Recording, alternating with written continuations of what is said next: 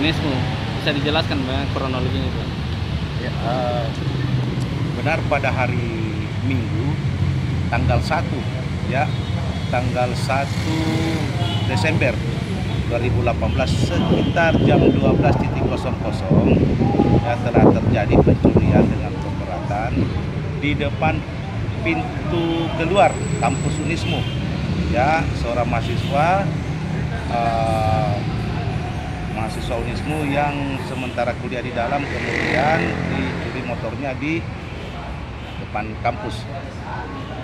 Kemudian terkait dengan pencurian motor pada jam 17.00 korban melapor di Polsek Lampung Cini. Kemudian setelah kami lakukan pemeriksaan, kami cek lokasi. Ternyata di lokasi tersebut ada 6 CCTV yang memantau suasana di depan kampus Unismu mulai dari pintu masuk sampai pintu keluar. Rekaman CCTV terlihat sudah bahwa seorang pelaku yang diduga berteman 2 orang. Hasil